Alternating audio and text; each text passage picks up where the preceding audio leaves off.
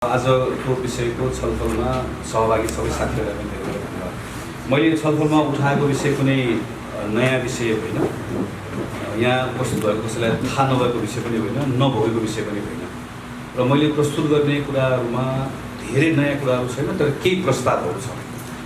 यो प्रस्तावहरूमा छलफल गर्न सक्यौँ भने र छलफलबाट केही कुराहरू आयो भने यो प्रारम्भ हो। यसपछि हामीले काठमाडौँको सबै जनप्रतिनिधिहरूको बिचमा यही छलफललाई लिएर जाने र सबै तहको सांसदहरूको बिचमा छलफल गराउने र सबैको एउटा धारणा बन्छ भने त्यसपछि सरकारसँग सहकार्य गर्ने भन्ने हाम्रो योजना छ। त्यसैले आज यसमा रुचि राख्ने यङ साथीहरू, प्राज्ञिक साथीहरू सबैसँग बसेर केही कुराहरू मैले बताउने भन्दा पनि हामीले पोलिसी लेभलमा गर्न खोजेको केही कुराहरूको सन्दर्भमा आजको छलफलबाट केही तपाईँले थपिदिनुहुन्छ, केही अरू केही नयाँ कुरा आउँछ भन्ने मेरो चाहिँ अपेक्षा थियो छ। त्यो हिसाबले माथि चौतारीलाई अरू थप धन्यवाद। काठमाडौँ हामी केटाकेटी हुँदादेखि काठमाडौँ त्योभन्दा अगाडि गयो। अब अहिले आएको हाम्रो केटाकेटीदेखि काठमाडौँ यस्तो हो, यो काठमाडौँलाई अब राम्रो भयो भन्ने हामी कहीँ कतैबाट पनि विकसित भएको, प्रोग्रेस गरेको भन्ने कहीँ कतै पनि हामीले आधार हेर्दैनौँ। काठमाडौँको समस्याहरू यो मैले सेतो पार्टीबाट लिएको फोटो जति लामो तन्काए पनि हुन्छ, सबै काठमाडौँको समस्या हो। तर काठमाडौँको समस्यामध्ये चाहिँ यो चाहिँ समस्या हो, तर एयर क्वालिटी चाहिँ यो चाहिँ क्राइसिस हो। यो समस्या भन्दा पनि अझै ठुलो समस्या पनि वर्ल्ड लेभलमा भएको हाम्रो हो। यसको आधारहरू छ। यो बेला बेलामा फरक फरक विश्वविद्यालयहरूको फरकको अध्ययनहरूको भनेर हाम्रो छापाहरूमा आउँछ, हामी त्यसलाई हेर्छौँ र एउटा धारणा बनाउँछौँ। अहिले यो चाहिँ हामीले हाम्रो सांसदको कार्यालय आफैबाट म अलिकति चिनाउँछु।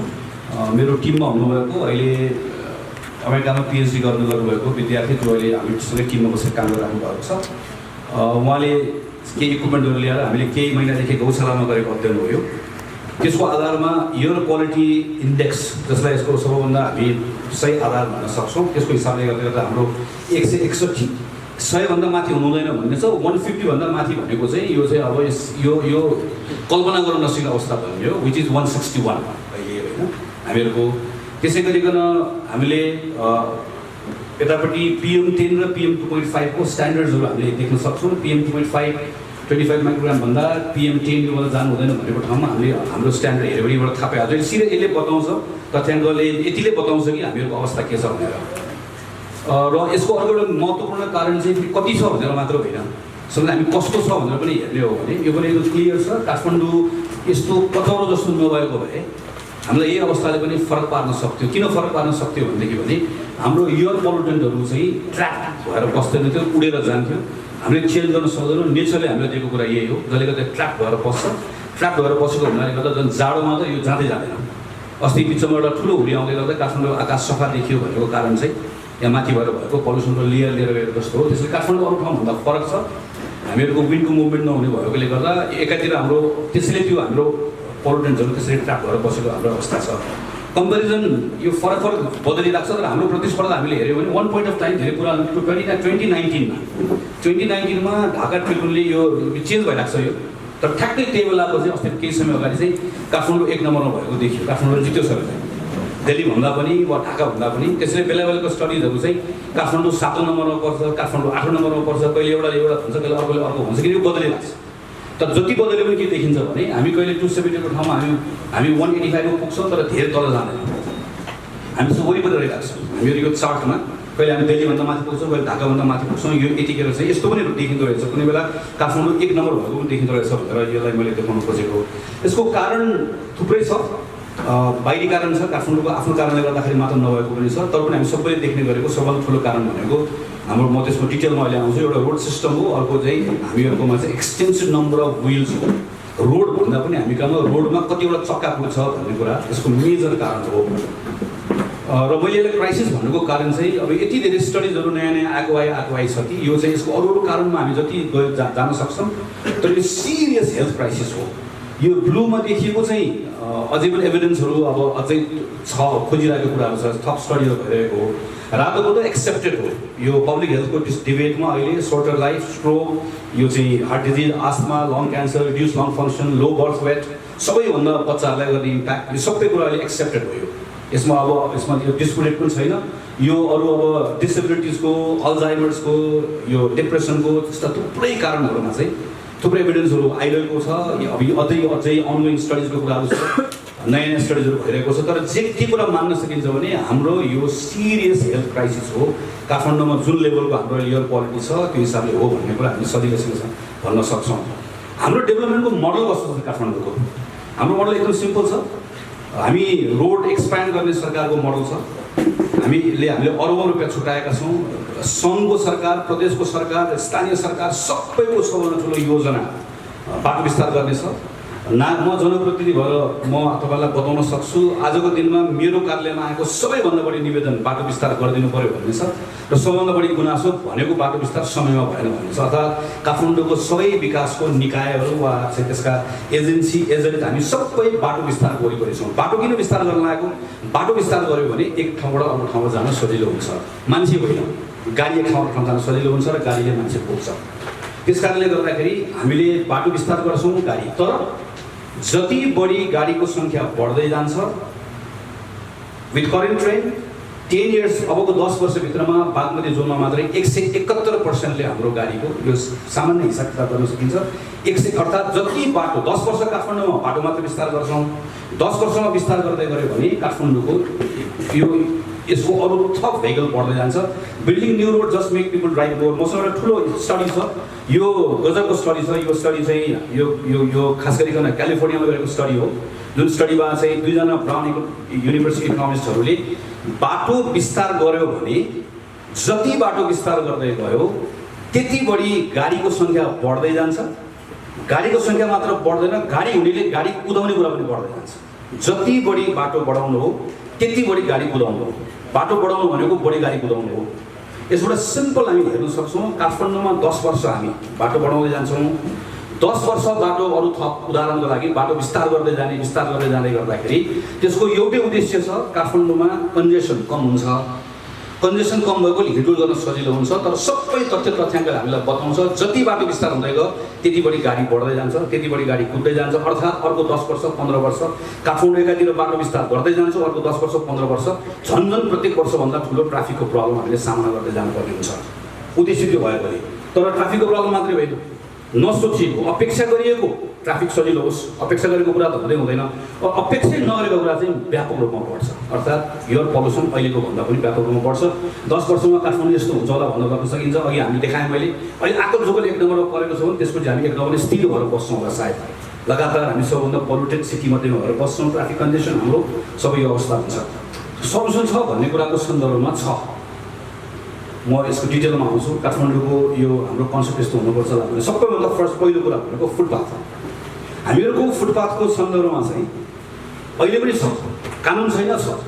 कानुन भएको सन्दर्भमा हाम्रो सडकको जुन सिटी रोड छ भनेको यो बाहिर मुख्य सडक छ, जुन तपाईँ हामी हिँड्ने गरेको मुख्य सडक छ, त्यहाँ 2 देखि 2.5 मिटर फुटपाथ अनिवार्य हो।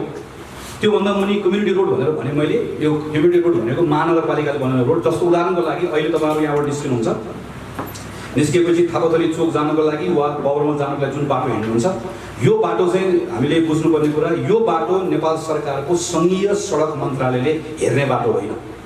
यो बाटो काठमाडौँ महानगरपालिकाले हेर्ने बाटो, अर्थात् महानगरपालिकाको एसेट हो। तर तपाईँ जब बबरमल जानुहुन्छ वा त्यता थापाथली जानुहुन्छ, त्यो चाहिँ नेपालमा फेडरल गभर्मेन्टले हेरेको बाटो हो। फेडरल गभर्मेन्टले हेर्ने खालको ठुलो बाटोमा चाहिँ 2 देखि 2.5 मिटर फुटपाथ अनिवार्य हुनुपर्छ। भित्रको सडकमा 1.5 मिटर फुटपाथ अनिवार्य हुनुपर्छ। यो अहिलेको हाम्रो यहाँभित्रको यसले हामीलाई भन्ने कुरा हो। म यो सेतोपाटीकै भिडियोबाट लिएको हो, मैले छोटो मात्रै हेरेको हुन्छ। धेरै बेर हाम्रो फुटपाथको अवस्था नियम छ, तर फुटपाथको अवस्था कस्तो छ भन्ने कुराले देखाउँछ।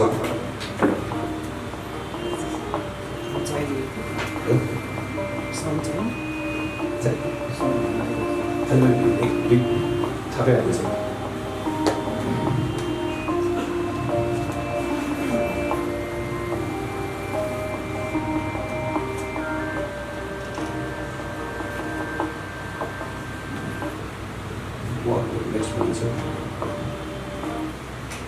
यो खालि मैले हाम्रो फुटपाथको अवस्था बताइराख्नु पर्दा हामी सबैले भोगेको कुरा हो। बाहिरको सहरहरू जुन हाम्रो जस्तो बनेको सहर हामीले हेऱ्यौँ भने न्युयोर्कमा चाहिँ यो एक्जिस्टिङ रेलवेको जब हटाइसकेपछि त्यो रेलवे हटाएको ठाउँमा ठुलो बाटो निक्ल्यो, उनीहरूलाई त्यसले चाहिँ बाटो बनाएन, त्यसमा फुटपाथ बनायो। यो त युएसको धेरै परको कुरा हो। हामीले नजिकको बेङ्गलोरको हेऱ्यो भनेदेखि भने बेङ्गलोरमा के गरेको पाइयो भने बेंगलोरमा चाहिँ सडकको लेन घटाएर फुटपाथ बढाएको पाइयो। यसरी सडक हेर्दै गयो भने सडक साँगुरो बनाउँदै गएर फुटपाथ बढाउँदै लिएर गएको पाइयो। यो चाहिँ हामीले नजिकको सहरमा हेर्न सक्छौँ। यो सबै ठाउँमा चाहिँ पेडिस्ट्रियन फर्स्ट, पहिला मान्छे हिँड्यो नै हो भन्ने भयो। यो हाम्रो यहाँको अवस्था हो। हाम्रो फुटपाथहरू हो। यो फुटपाथको प्रयोग कसरी भइरहेको छ, अवस्था के छ हामी सबै देख्छौँ। त्यसरी यसमा त्यसरी हाम्रो पहिलो प्रस्ताव चाहिँ काठमाडौँलाई उपत्यका सडक विस्तार आयोजना होइन, काठमाडौँलाई फुटपाथ पुनर्स्थापना आयोजना चाहिएको छ।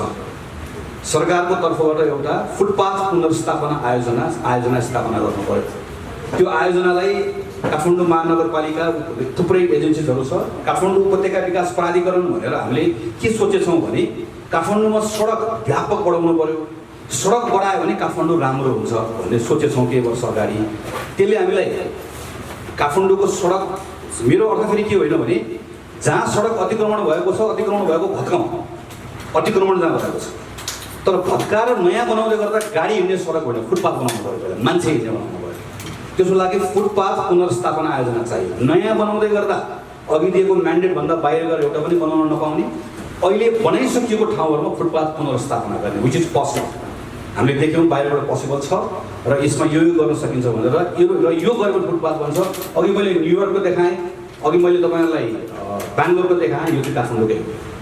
न्युयोर्क र बेङ्गलोरभन्दा केही फरक छैन। काठमाडौँमा केही ठाउँमा यस्तो फुटपाथ बन्न सक्छ भने कल्पना गरौँ त काठमाडौँको सबै ठाउँमा यस्तो फुटपाथ बन्यो भने कस्तो हुन्छ, विच इज पोसिबल। हामीले बनाइसकेका छौँ, काठमाडौँमै छ, डिसेबललाई हिँड्न मिल्ने छ, ओल्ड पिपललाई, चिल्ड्रेन्सहरूलाई फ्रेन्डली भएको फुटपाथ हामीले बनाइसकेका छौँ, अरू ठाउँमा पोसिबल छ। तर यसको लागि हाम्रो सोचाइमा बदलाव चाहियो। हामीलाई सडक विस्तार आयोजनाभन्दा पहिला फुटपाथ विस्तार वा फुटपाथ पुनर्स्थापना आयोजना चाहियो भन्ने हाम्रो पहिलो प्रस्ताव यो हो।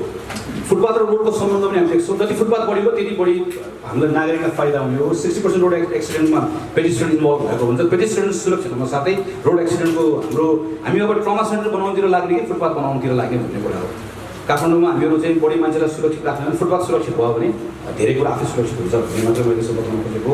त्यसपछि साइकलको बारेमा मैले साइकल काठमाडौँमा सम्भव छ, साइकलको स्टडिजहरू छ, मैले खालि यति मात्र जोडेको छु। फुटपाथ पछाडि हामीले सोच्नुपर्ने जहाँ पोसिबल छ त्यहाँ साइकलको बारेमा सोच्ने कुराहरू हो। तर यसले एउटा क्वेसन लिएर आउँछ, अब काठमाडौँमा अहिलेको ट्राफिकको अवस्था यस्तो छ। ट्राफिकको अवस्था यस्तो भएकोमा मैले फेरि के भने सडकको मोटर हिँड्ने पार्ट नबढाउँ, मान्छे हिँड्ने पार्ट बढाउँ भनेपछि त मोटर हिँड्ने भाग कम भएपछि यहाँ प्रेसर बढ्ने हो। अब यहाँ झन् बढी प्रेसर बढ्ने हो। त्यसै पनि यस्तो छ, यसमाथि झन् बढी सडक थपिने हो। किनकि हामीले सोचेको यस्तो भएको सोल्युसन जम्मा एउटा कुरा देख्यौँ हामीले। के देख्यौँ भनेदेखि भने छेउको बाटो बढाइदियो भने गाडी अलिकति खुल्ला हुन्छ, गाडी छिटो कुद्छ भन्ने हामीले। अब त्यसरी सोच्ने हो भने त अघि भनेको मैले अब सडक छेउको नबढाएको जस्तै यहाँ त प्रेसर बढ्ने हो, त्यसरी यो त बस्न नसक्नु हुने हो। तर अघि नै मैले भने यो fundamental law, more lanes equal to more traffic. त्यसलाई बढायो फेरि ट्राफिक बढिहाल्छ, त्यसलाई बढायो त्यसलाई ट्राफिक बढिहाल्छ। त्यो भयो। त्यसमा के हो तपाईँले हेरिसकेको, हेरिसक्नु भएको छ, त्यसलाई हेर्नु त ल। सही एउटै रोड हो है।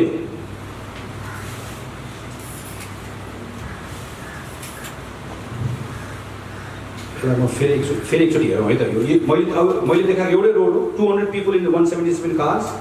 त्यही बाटोमा कार हिँड्नुमा के हुन्छ, मान्छेहरू साइकलमा मात्र हिँड्नु के हुन्छ, मान्छेहरू 3टा बसमा अट्ने रहेछ। यो होल भएको ठाउँमा लाइट ट्रेल भयो भने एउटा लाइट ट्रेनमा अट्ने रहेछ।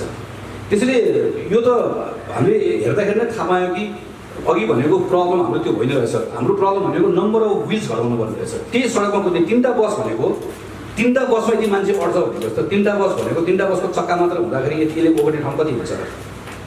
सो यो कुरा यसलाई हामीलाई बतायो। त्यसो विकल्पहरू छ। विकल्प के छ त, हामीले काठमाडौँमा थुप्रै विकल्प सुनिरहेछौँ, मोनोरेल सुनिरहेछौँ, मेट्रो रेल सुनिरहेछौँ, विभिन्न कुराहरू सुनिरहेछौँ। अब यसमा पनि कतिजना यसका विज्ञहरू हुनुहुन्छ, उहाँले आफ्नो कुराहरू बताउनु होला। तर मेरो जति नलेज मेरो टिमले बसेर हामीले यसो हेर्दाखेरि चाहिँ काठमाडौँमा अरूभन्दा मेट्रोको सम्भावना कुरा गऱ्यौँ। तर मेट्रो चाहिँ हाम्रो चाहिँ जियोलोजिकल स्ट्रक्चरको कारणले गर्दा, हाम्रो पपुलेसन डेन्सिटीको कारणले गर्दाखेरि र हाम्रो जस्तो खालको यहाँको बसोबास छ, हाम्रो ल्यान्ड राइट जस्तो खालको छ, हामीहरू सरकारले निर्णय गरेर तुरुन्त अहिले हाम्रो तपाईँले कसैले पनि चाबेलदेखि बौद्धसम्मको सडक किन बनेन भनेर भन्दै गर्दाखेरि सधैँभरि देख्ने कुरा हुन्छ। तर त्यसमा सबै ठुलो कुरा सर्वोच्च अदालतको निर्णय छ। सर्वोच्च अदालतको निर्णयले गर्दा 4 वर्ष त्यो बाटोमा चाहिँ केही पनि काम हुन पाएको अवस्था छ। किन सर्वोच्चको निर्णय किन छ भने सम्पत्तिको हक छ। सम्पत्तिको हक हाम्रो संविधानले सुरक्षित गरेको हक छ। साथीकै मान्छेको सम्पत्ति पनि छ। कतिपय ठाउँमा हामीले हटाउनु नपर्ने ठाउँमा घरहरू हटाउनु गएका छौँ। यो सबै कम्प्लेक्सिटिजमा चाहिँ मेट्रो चाहिँ पोसिबल हामीले सोचेको जस्तो ढ्याप्प आजबाट खन्न सुरु गरौँ मेट्रो बन्छ मेट्रो चल्छ भन्ने कुरा चाहिँ म चाहिँ पोसिबल देख्दिनँ मेरो ठाउँबाट भन्ने हो। त्यसमै काठमाडौँको सम्भावना के छ भने काठमाडौँको सम्भावना चाहिँ यो बस ऱ्यापिड ट्रान्जिटकै छ। बस सिस्टम नै हो काठमाडौँमा। काठमाडौँमा बस सिस्टम चल्छ, काठमाडौँमा बस चलाउन सकिन्छ। अहिले पनि अलिअलि बस सिस्टमको नेटवर्क बनिसकेको छ। काठमाडौँ यो पोसिबल छ र यो यसरी जान सकिन्छ भन्ने कुरा। र बस किन भन्दा अघि मेरो सिम्पल कुरा, मान्छे हिँड्न फुटपाथ बनाऊ, सडक सानो पनि हुन्छ, सडक सानो अनुसार सडकमा बस कुदाउने प्राथमिकता दिएपछि सडकमा कम गाडी कुद्छ, कम गाडी कुद्नुको चाहिँ अहिलेको सडक हामीलाई काफी हुन्छ, सडक बढाएर होइन भन्ने कुरा हो। त्यसपछि बस मात्र होइन, बसमा पनि इलेक्ट्रिक बसमा जान सकिन्छ र इलेक्ट्रिक बसमा जानुपर्छ किन भन्ने कुरा म अहिले आउँछु। इलेक्ट्रिक बस सम्भव छ। Studies so 83.2% of total vehicles will reduce if electric buses are to be imported. यो electric bus can run 250 kilometre once fully charge, so you just need charging station at one place.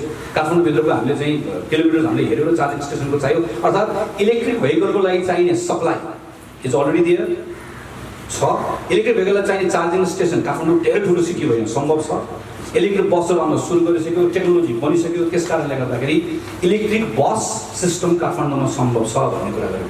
Electric possible छ। अब अहिलेकै सरकारको तथ्याङ्कलाई आधार मान्दै गर्दाखेरि 3 वर्षभित्रमा 3500 megawatt, त्यसपछि गएर हामीसँग गरेको 10,000 मेगावाट हाम्रो सर्प्लस हुने। एनइएले यो अहिले हाम्रो कुलमान्छेहरूकोले आफै चढिराख्नु भएको छ, बिवाईसँग सम्झौता भएको छ। यो सबै कुरालाई राखेर हामी हेर्न सक्छौँ। जसरी अहिले एनइएले हामीलाई डिमान्ड साइड म्यानेजमेन्ट गर्ने कुरामा जाडो महिनामा कम बिजुली खपत गरिदियो भनेर भनेको छ।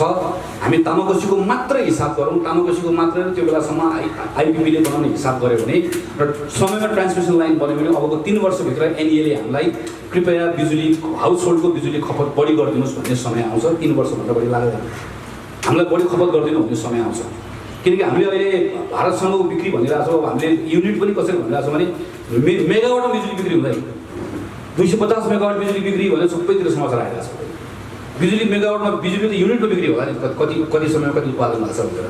त्यो हिसाबले हामीले हेऱ्यौँ भनेदेखि भने हामीले जति अहिले एनर्जी ब्याङ्किङ गरेर हामीले आदान प्रदान गऱ्यौँ भने पनि हाम्रा निम्ति एनर्जीको अवस्था भनेको हाम्रो कन्जम्सन हामीले बढाउनै पर्छ। त्यस कारणले गर्दा पनि इलेक्ट्रिक भेहिकल हाम्रो लागि आवश्यक पनि हुन्छ, सस्तो पनि हुन्छ। ग्लोबली हामीले हेऱ्यौँ भने पनि अब पोसिबल छैन भने जाकार्ता जस्तो ठाउँ जो काठमाडौँभन्दा पनि बिग्रिसकेको ठाउँ हो, उसले चाहिँ 6 महिना अगाडि चाहिँ 100% इलेक्ट्रिक पब्लिक बस नाच्छ भनेर सुरु गरिसक्यो। अरू सिटिजहरूको घोषणा हामी हेर्छौँ, प्रायः सबै ठुलो बिग सिटिजहरू नगएको पनि छैन। यो त एकदमै राम्रो सिटी हो भनेर भन्यो भने जाकार्ता हेर्न सक्छौँ। दिल्ली, जाकार्ता जस्तो सिटीहरू हामीलाई उदाहरण हो। त्यस्तो सहर हुनसक्छ भने हामी पनि हुन सक्छौँ भन्ने हो। अब यसमा चाहिँ मैले एउटा अलिकति सानो कम्पेरिजन गरेको। मैले के कम्पेरिजन गरेँ भने हामीले बसेर कालीमाटीमा बस्ने एउटा व्यक्ति प्रत्येक दिन कमल पोखरीमा काम गर्न आउँछ। ऊ यहाँ कमल पोखरीको एउटा ब्याङ्कमा काम गर्छ भन्ने मानौँ। बिहान 9 बजेतिर ऊ त्यहाँबाट निस्कन्छ मोटरसाइकलमा। निस्किसके पछाडि करिब 9 बजेको टाइममा हामीले हेऱ्यौँ भने करिब 40 मिनटमा, त्यो पनि छलछाल सबै कुरा गर्दाखेरि काठमाडौँको स्टाइलमा गर्दै गर्दा 40 मिनटमा ऊ यहाँ आइपुग्छ, कमल पोखरीको अफिसमा आइपुग्छ। 40 मिनटमा कमल पोखरीको अफिसमा आउँदै गर्दाखेरि चाहिँ उसको वार्षिक कस्ट मैले लोवर साइडमा राखेर एस्टिमेट गरेँ। उसको इन्सुरेन्स, उसको तेल सबै हिसाब गर्दाखेरि उसलाई करिब 45,000 रुपियाँ उसको वार्षिक उसको खर्च लाग्छ, उसको यहाँ लाग्छ। तर त्यो मान्छेलाई हामीले अप्सन दियौँ। उसलाई अर्को अप्सन हामीले के दियौँ भने तिमी यसरी नहिँड। तिमीलाई हामीले सेकेन्ड अप्सन के भनेर दियो भनेदेखि भने कालीमाटीदेखि बल्खुसम्म अघि मैले भनेको जस्तो राम्रो फुटपाथ छ, हिँड्न मन छ हिँडेर गयो हुन्छ, हिँड्न मन छैन बस सिस्टम छ, बस सिस्टम ऊ चढ्छ, 8 मिनट लाग्छ बल्खुमा पुग्छ।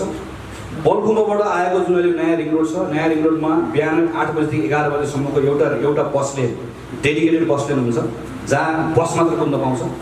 बस मात्र कुद्न पाएकोले रिङ रोडमा बस स्टपमा भनेको टाइममा ओरेर जाने गर्दाखेरि ऊ 20 मिनटमा गौशाला आइपुग्छ। गौशालामा फेरि उसले अर्को बस स्टेसनको लोकल बस चढ्छ, त्यो बस स्टपबाट ऊ 6 मिनटमा कमलपुर आइपुग्छ। यसरी हेऱ्यो भनेदेखि भने ऊ 34 मिनटमा कमलपुर आइपुग्छ। अझ हिँड्छु भने फुटपाथमा हिँड्छु भने उसको चोइस, हिँड्दिन बस चढ्छु भने पनि 34 मिनटमा आइपुग्छ। 34 मिनटमा आइपुग्छ भने उसको खर्च जम्मा 18,000 रुपियाँ हुन्छ। वर्षको 18,000 रुपियाँ खर्च गर्छ। त्यो पनि मैले उसको एनुअल कार्ड बनाएर त्यो एनुअल कार्डमा चढ्ने कुरा हिसाब गर्दाखेरि 18,000 रुपियाँ खर्च गरेर कालीमाटीको एउटा मान्छे आनन्दले बस चढेर त्यो टाइमभन्दा कम टाइममा, कम धुलो धुवा केही पनि नखाइकन यदि यहाँ काम गर्न आइपुग्छ भने त्यो बेलामा त्यो मान्छे एकदमै म लग्जरी म मोटरसाइकलले चढ्छु, मलाई फ्रिडम चाहिएको छ, मलाई पब्लिक बस चाहिएको छैन भनेर भन्यो भने it's his or her choice, हो आउने कुरा हो। तर यो अप्सन छ भने एउटा ऱ्यासनल एउटा मान्छेले कसरी सोध्छ भनेर सोच्यो भने मान्छे यो अप्सनबाट आउँछ। र हामीले संसारभरि नेपाल जस्तो सिटीमा हेऱ्यो भनेदेखि भने म केही दिन 2 दिन अगाडि एउटा काम विशेष लन्डनमा थिएँ।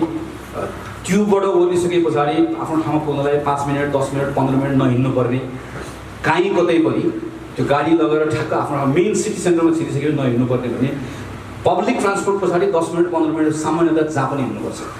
हामी पब्लिक ट्रान्सपोर्टेसन पुगिसके पछाडि हाम्रो बस सिस्टम फेरि बाहिरपट्टिको बस ऱ्यापिड बस हुन्छ, भित्र सिटीको बस ऱ्यापिड बस हुँदैन। तर अघि भनेको जस्तै फेरि के हुन्छ भने त्यहाँ गाडीको सङ्ख्या घटिहाल्छ। अब यसरी हेर्नु, कालीमाटीबाट काठमाडौँ कमल पोखरी आउने एउटा मान्छेले मोटरसाइकल ल्याएन भने त्यो एकजनाको निर्णय हो।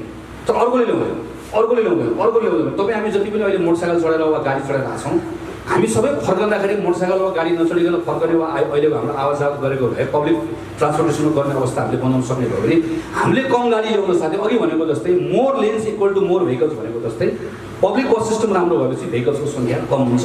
यो मैले एउटा स्टडी सानो आफैले गरेर हामीले गरेर हेरेको, यो जहाँ पनि गर्न सकिन्छ, अहिले मजाले हेर्न सकिन्छ।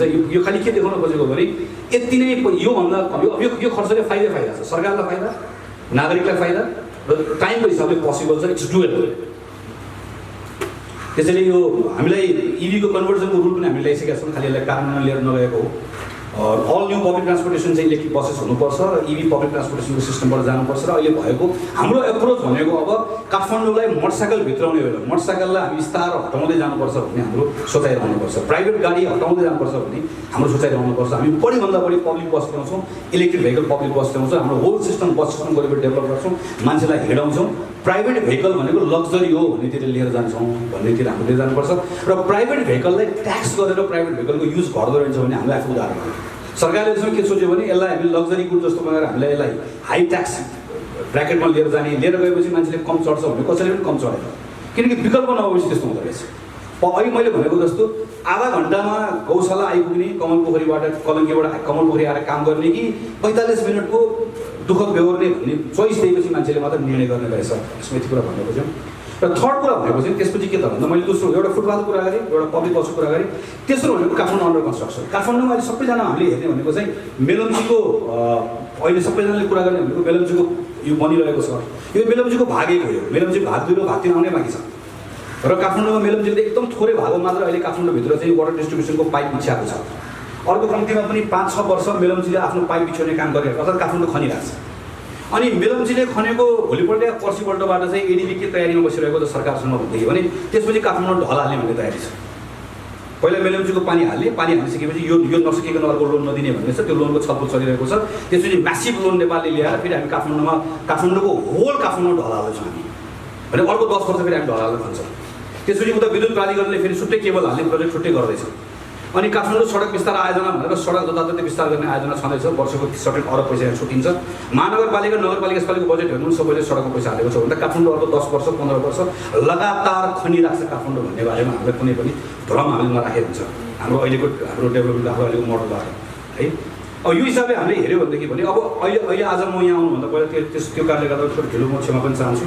अहिले हामी हाम्रो केही बाटोहरू खास गरी चावलको बाटोको बारेमा छलफल गर्न अहिले डेलिगेसन गरेर आएको सडकमा उहाँले अहिले भर्खर हामीले के कुरा बताउनु भयो भनेदेखि भने काठमाडौँमा एकजना नाम चलेको एकजना निर्माण व्यवसायीले अहिले नगरकोटको ठेक्का उहाँकै, यता त्रिपुरेश्वरको ठेक्का उहाँकै, यो नुवाकोट जाने ठेक्का उहाँकै र काठमाडौँको मेजर ठेक्का सबै यहाँको। तर हामी कुनै पनि ठेक्का चाहिँ हामीले उहाँलाई नदिकन रहन सक्दैनौँ। हाम्रो पोलिसीले गर्दा लो अवार्ड बिडिङ सिस्टमको जुन चाहिँ हाम्रो चलन छ भन्ने लगाएको थुप्रै कुराहरू यहाँ बताउनु हो। यो हाम्रो अहिलेको समस्या हो। म समस्यामा धेरै जान्न, समस्या हामी सबैलाई थाहा छ। म खालि के कुरामा मात्रै भने अहिले हामीले हेऱ्यो भनेदेखि भने यो अलि अगाडिको डेटा हो, तर अहिलेको डेटा मैले सरी यसमा पुरानो डेटा परेछ। 1748 कन्ट्र्याक्ट चाहिँ 10वटा गभर्मेन्ट एजेन्सीमा छ र प्रायः कुनै पनि सकेको छैन, सबैको टाइमलाइन क्रस गरेको छ। यो हाम्रो प्रब्लम हो। यो प्रब्लमको सन्दर्भमा के पहिलेको कुरा बताउन खोजेको, काठमाडौँमा सङ्घको सरकार, प्रदेशको सरकार, लोकल सरकार सबै आफ्नो सडक बनाइरहेको छ। 6 मिटरभन्दा सानो सडक कसको? नगरपालिकाको। त्योभन्दा ठुलो सडक कसको? सडक मन्त्रालयमा। अब नयाँ प्रदेश आयो, प्रदेशको। अब यहाँसम्म काठमाडौँ महानगरपालिका, अलि उता गए ललितपुरको भन्दा यति धेरै एजेन्सिजहरू काठमाडौँको माटोमा अहिले खनेर सडक बनाउने काम गरिरहेको छ वा पानी हालिरहेको छ। सब एकअर्कासँग कोअर्डिनेट गरिरहेको छैन, कम्पिट गरिरहेको छ। यसको पहिलो सोल्युसन के हो भन्दा पहिलो सोल्युसन हामीलाई कोअर्डिनेसनको एउटा मोडल चाहियो, जुन कुरा हामीले पर्सनली भन्दै आएको भनेर भयो। हामीले यो कुरा हेऱ्यौँ, हामीले अध्ययन गर्दै गर्दा के पायौँ भनेदेखि एउटा स्योर भन्ने मोडल रहेछ। यो इन्डियामा सुरु गरेको, यो पनि non profit not for profit यो एनजिओले त्यहाँबाट त्यो मुभमेन्ट सुरु गरेको हो। यो सुरु गरे यसलाई बिस्तारै सरकारले लियो। सरकारले यो मोडललाई ग्रहण गरिसकेपछि अहिले हामीले हेर्न सक्छौँ कि यसले तिनवटा कुरा हेर्छ। पेडेस्ट्रियन र साइक्लिस्ट मुभमेन्ट छ कि छैन भन्ने कुरा सडकको हेर्छ, त्यसपछि गएर ट्राफिक र ट्राभल लेनको विथहरू हेर्छ, र चाहिँ यो जति पनि सफ्टवेयर युटिलिटिजहरू छ, खानेपानी ढलहरू केबलहरू छ, यसलाई लेआउट यसलाई कसरी गर्ने भन्ने कुरा यसलाई हेर्छ। र यो सबै कुरा हेरिसकेपछि मात्रै अहिले यसलाई यसरी बनाएर लिएर जान्छ। यो मैले भनेको ब्याङ्गलोरमा हामीले हेर्न सक्छौँ। यो तरिकाले गएको एउटा कुरा भयो। यो हेर्नु यसमा देख्न सकिन्छ। यो माथिको फुटपाथ हो, रेडको, यतापट्टिको साइकल लेन हो। तलपट्टि हामीले हेऱ्यो भनेदेखि पनि तलको ड्रेनेजदेखि लिएर सबै त्यो फुटपाथको मुनिपट्टि साइकल लेनको मुनिपट्टि यसलाई राखेको छ।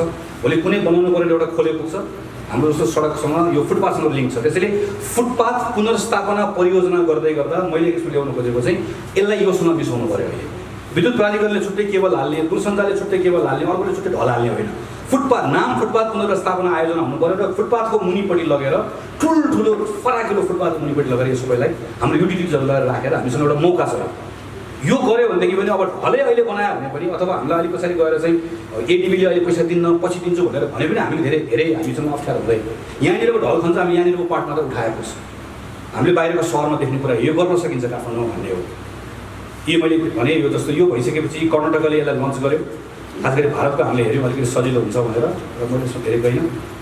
यो एउटा हो। र सेकेन्ड चाहिँ अर्को एउटा हामीले सानो स्टडी गऱ्यौँ। यो चाहिँ मैले प्लानिङ कमिसनलाई पनि बुझाएको छु। प्लानिङ कमिसनले यसलाई सिरियसली लिदियोस् भन्ने मेरो आग्रह पनि छ। यो चाहिँ हामीले हेऱ्यौँ।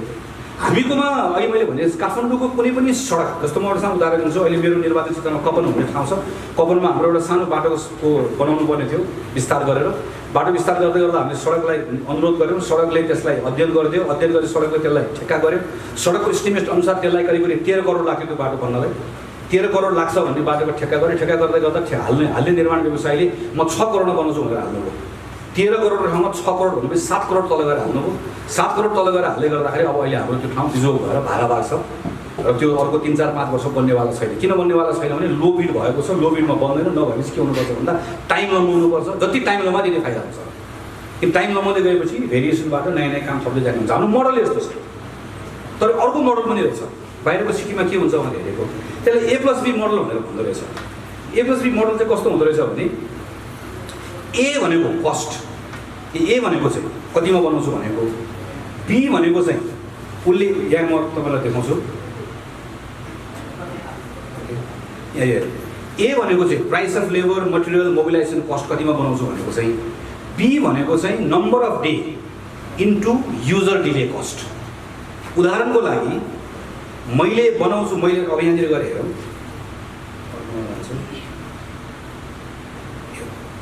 ए भन्ने ठेकेदारले हाल्नुभयो निर्माण व्यवसायले म 43 लाखमा बनाउँछु भनेर, बी भन्नेले राख्नु म 49 लाखमा बनाउँछु भनेर, सी भन्नेले भन्नुभयो म 44 लाख 45 लाख बनाउँछु भनेर। मैले सानो इक्जाम्पल मात्र दिएको।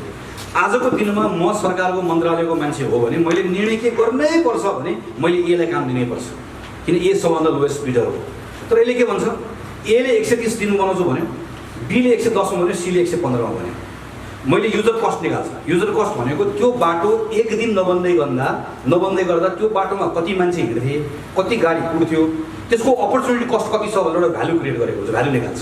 जस्तो मिनेसोटाको मैले स्टडी गरेकोमा चाहिँ युजर कस्ट चाहिँ 1 घन्टाको $12 निकालेको रहेछ। एकजनाको 1 घन्टाको $12 भनेपछि त्यहाँ चाहिँ यदि 1000 मान्छे हिँड्छ भने 1000 × 12 इन्टु आवर्स भयो। त्यसरी निकाल्दै गर्दाखेरि हामीले निकाल्यौँ 12,000। 12,000 को दरले युजर कस्ट निकाल्दाखेरि हामीले भ्यालु के पायौँ भनेदेखि भने ए को भ्यालु हुँदो रहेछ 58 लाख, बी को भ्यालु 65 लाख, सी को भ्यालु 58 लाख 30 लाख। सबभन्दा कम भ्यालु सी को भयो भने सीले पायो। अर्थात् 130 दिनमा बनाउने ठेकेदारको ठाउँमा 115 दिनले पायो। तर उसले 115 दिनमा बनाउँछ भन्ने कुरो ग्यारेन्टी के हो भने उसले नबनाएको भोलिपल्ट एक ठुलो पेनाल्टी तिर्नुपर्छ। उसले के भनेर लिएको छ भने नबनाएको दिन युजर कस्ट तिर्छु भनेर उसले लिएको, उसले पाएकै यसरी हुन्छ। त्यसैले अब के हुन्छ यसले, अब अघि भनेको ठाउँमा चाहिँ मैले एउटा नाम नलिकन एकजना निर्माण व्यवसायको बारेमा तपाईँलाई भने कि उहाँले पनि मलाई नाम नलिकन भन्नुभयो, मैले नाम नलिकन भने उहाँ एउटा निर्माण व्यवसायले काठमाडौँमा 12 करोड लिनुभएको छ भने त्यो 12 करोड लिनुहुन्न। किन लिनुहुन्न? 12 करोड लिन मलाई फाइदा भयो। मलाई केमा फाइदा हुन्छ भने यस्तो एक ठाउँमा गएर लिँदा फाइदा हुन्छ भने के गर्नुहुन्छ अब निर्माण व्यवसायहरू ब्याङ्कको मर्जर जस्तो निर्माण व्यवसायको मर्जर हुन्छ। म सानसानो ठेक्का लिएर लोमा बिड गर्ने भन्दा म 4 जना 5 जना मिलेर इक्विपमेन्टहरू राखेर बरु म कम डे अब काठमाडौँमा चाहिँ कसले छिटो बनाउने भन्ने कम्पिटिसन पोलिसी चेन्ज गरेर यो कुरा गराउन सकिँदो रहेछ भन्ने यो चाहिँ हामीले देख्यौँ देखेर अहिले यसलाई योजना आएको हामीले बुझाएका छौँ यो हैन यो तपाईले हेरिहाल्नु सो यसरी हेर्यो भने एउटा सस्टेनेबल मोडल बन्न सक्ने रहेछ फुटबलको एक्सपेन्सन त्यसपछि गएर पब्लिक इलेक्ट्रिक भेहिकलको ट्रान्सपोर्टेसन कन्स्ट्रक्सनको मोडलमा चेन्ज गर्ने ल सोलिडारिटी बिट्विन चाहिँ यो गभर्मेन्टको बडी भयो भनेदेखि भने त्यो बेलामा चाहिँ काठमाडौँ चाहिँ अहिलेको भन्दा बिल्कुल फरक अवस्थामा पुर्याउन सकिन्छ यो र म मेरो आफ्नो प्रेजेन्टेसनमा अरू फर्दर इन्ट्रेक्सन आउँछ यसको नयाँ कुरा खास के होइन खालि तर एउटा कुरा भन्न खोजेको जति बाहिर एयर क्वालिटीको कुरा गरिरहेको भए तापनि म अहिले पोलिसी बनाउने ठाउँमा बसेर काम गरिरहेको हुनाले गर्दा र केही वर्षदेखि यसमा लगातार काम गर्दै गर्दाखेरि मैले आफ्नो अनुभवको आधारमा म पुगेको ठाउँ के हो भने हामी एकदमै रङ बाटोमा छौँ अर्को 10 वर्ष काठमाडौँमा अरू थप सडक विस्तार हुनेवाला छ व्यापक सडक विस्तार हुनेवाला छ सडक विस्तार गर्दै गर्दा हाम्रो सोचाइ भनेको सडक विस्तारले सडक हामीले पल्युसनको बारेमा कहिले सोचेको छैनौँ एयर क्वालिटी सोचेको छौँ हामीले सोचेको भनेको कन्जेसन कम गर्ने भनेको छ मेरो कुरा भनेको चाहिँ पहिलो उद्देश्य कुरा